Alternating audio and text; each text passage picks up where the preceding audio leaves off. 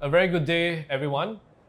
This is Kenneth Foo, Global Price Reporting Director for LNG, coming to you live from India Energy Week 2026 in Goa.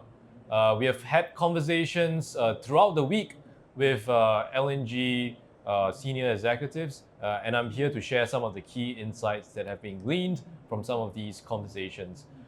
What is going to be anticipated this year would be India's long-term contracts volumes being increased significantly compared to the years past, while the country imported just under 26 million tons in 2025. This year, there is expected to be additional term contract volumes coming into the picture in and around 3.5 to 4 million metric tons.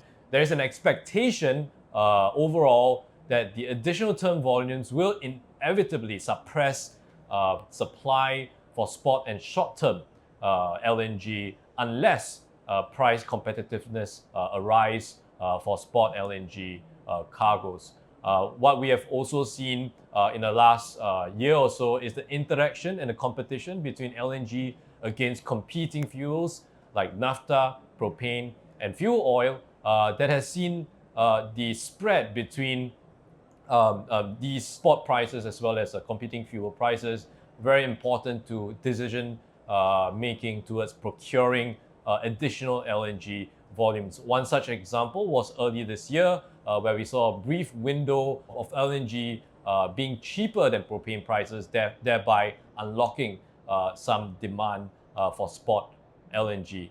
Another key theme, of course, would be in a low price environment, what type of demand could be stimulated and incited into the market.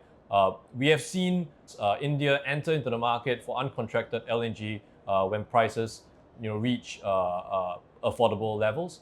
The widely cited $8 to $9 per MMBTU mark seems to be what is widely recognized to be a price level that could unlock another layer of demand from the power sector, from the industrial sector, and refineries as a whole. The increased supply, especially from the US and Qatar in the second half of the year, is another point that's being closely watched in order for that demand to be unlocked in a sense. The situation of summer power demand as well is something that could arise in the next few months, as well as, of course, the geopolitical point of Russian LNG being dislodged from Europe after the ban starts taking place this year. This could mean that there is a potential avenue for volumes, for example, from Yamal LNG to flow towards India